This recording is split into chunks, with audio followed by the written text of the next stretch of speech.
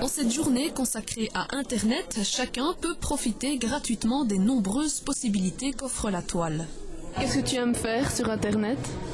Jouer à des jeux. Tu chattes parfois? Oui. Je suis en train de rechercher une maison à louer. Donc voilà, je vais voir les sites imospotter.be et imoweb.be, très pratique. Alors vous profitez de cette journée pour venir sur Internet? Oui, je profite.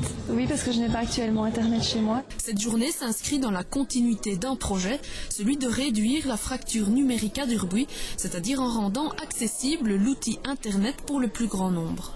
Aujourd'hui, c'est un petit peu la suite de l'EPN qui est né à Durbuy il y a plus ou moins 2 ans. Donc c'était apporter l'informatique au cœur des villages. Donc nous avons mis sur pied une camionnette qui sillonne tout Durbuy et qui apporte l'information chez les gens au pied de leur porte.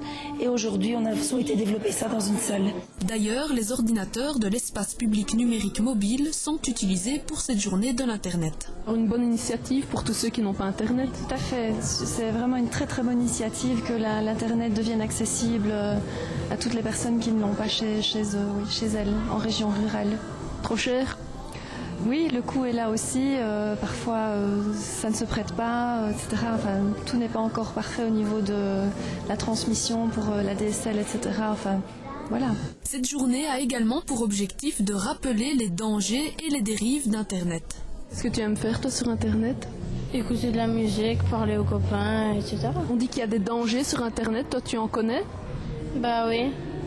Par exemple, les gens qui demandent le prénom, les numéros et les adresses. Enfin, le pédophile.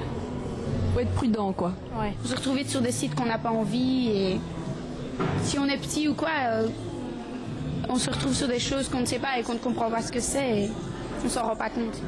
N'envoyez ni photo, ni vidéo de quelqu'un d'autre. Si une image ou un message vous choque, parlez-en à un adulte.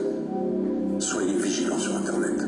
C'est pourquoi l'ONG Action Innocence propose des conférences pour les parents et les enfants, le but étant de les inciter à la vigilance sur Internet.